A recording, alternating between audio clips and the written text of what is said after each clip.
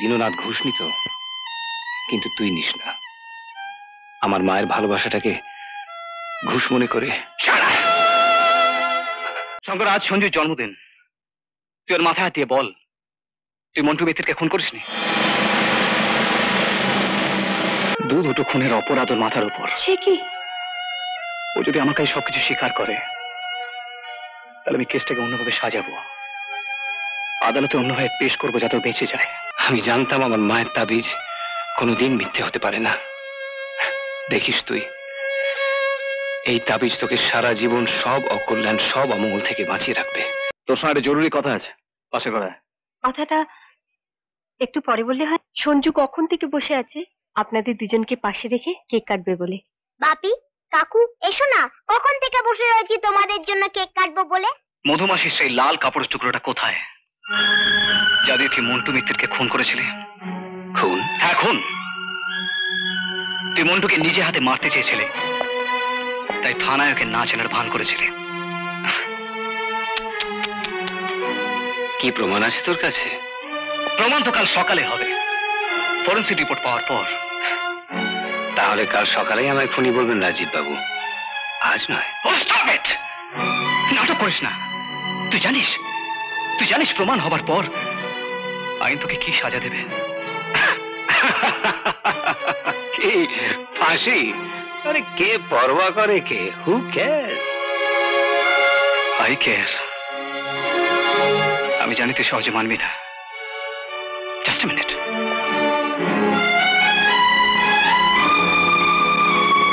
Excuse me. হ্যাঁ দিচ্ছি বাবা। Excuse me. আজ সঞ্জুর জন্মদিনের পার্টি এখানে শেষ, মাফ করবেন। সঞ্জু, আয় আমার সঙ্গে। এসব তুমি কি আরম্ভ করেছো? আজকাল জন্মদিনের পার্টি তুমি। শোনো। আয় সঞ্জু, আয়। শঙ্কর, আজ সঞ্জুর জন্মদিন। তুই ওর মাথায় হাত দিয়ে বল, তুই মন্টু মিত্রকে খুন করিসনি। বল শঙ্কর। আমি জানি শঙ্কর, সঞ্জুর মাথায় হাত দিয়ে মিথ্যে বলতে পারবি না। তুই তোর নিজের রক্ত দিয়ে ওকে নতুন জীবন দিয়েছিস। আজ ওর জন্মদিনে ওকে নিশ্চয় মারতে চাইবি না তুই। এসব কি বলছি বলো তো আদিবাদী কথা? ছেলেটাকে নিয়ে। পুরবি, আমাকে আমার কাজ করতে দাও। বল শঙ্কর। শঙ্কর আমার ছেলের দীপ্তি। শঙ্করের মাথা দিয়ে বল। গোবর গণেশ কাকু, তুমি আমার মাথায় হাত দিয়ে যা খুশি বলো, আমার কিচ্ছু হবে না। আমার হাতে সেই তাবিজটা বাঁধা রয়েছে না। আমার কিন্তু অদ্ভুত লাগছে, তোর মতন একজন কঠোর পুলিশ অফিসার এসব কুসংস্কারে বিশ্বাস করে। আর তাছাড়া লোকে তো গীতা হাতে রেখেও মিথ্যে কথা বলে। হ্যাঁ বলে, কিন্তু সঞ্জুর মাথায় হাত রেখে মিথ্যে বলতে পারবি না তুই, এটাও আমি জানি। কারণ মধুমাসির ছেলে যে আজও তাবিজে পুজোর ফুলে বিশ্বাস করে, সে এত বড় পাপ করতে পারে না।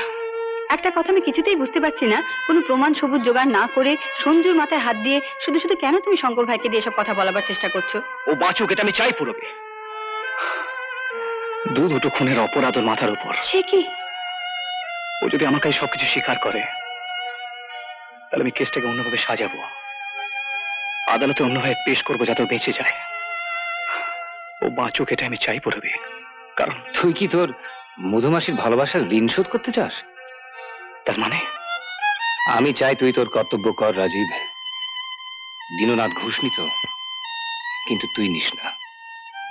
আমার মায়ের ভালোবাসাটাকে ঘুষ মনে করে।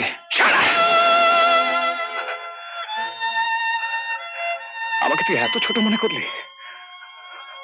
আমি এত ছোট? আরে আমি তোকে বাঁচাতে চাই এর জন্য, এর জন্য, শিখার জন্য, এর জন্য, পূরবের জন্য, আমার জন্য নয়।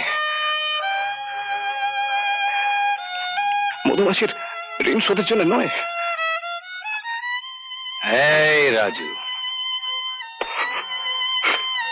আরে এই আমার নাড়ু গোপাল,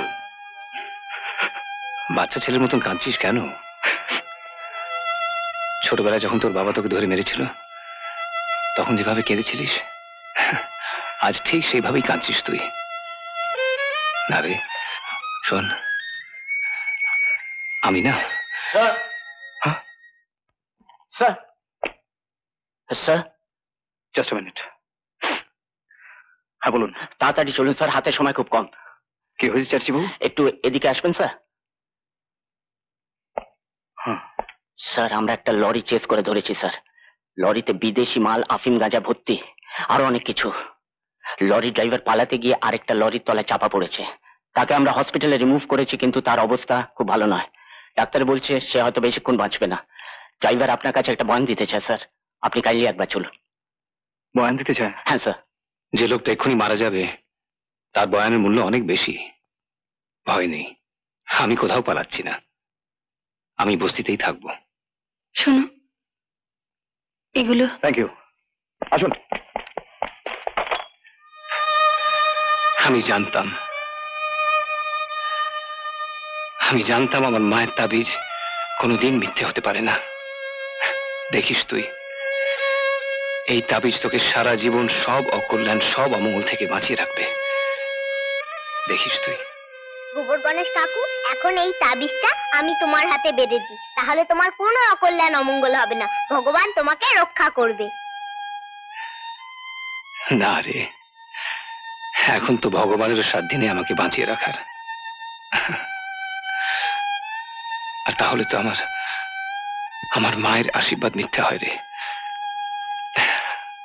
তোমার সংসারের দায়িত্ব সরকার নেবে, পুলিশে নেবে, তোমার কোনো ভয় নেই। তুমি তো সরকারের সাক্ষী। বলো তুমি কালো? বলো তুমি কালো? অবিনাশ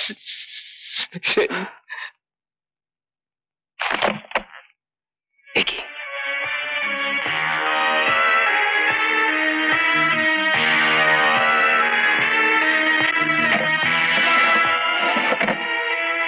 তুমি? মা বলল সন্ধেবেলা রাজীবদা এসেছিল তোমার ঘরে, তাই বলতে এলাম।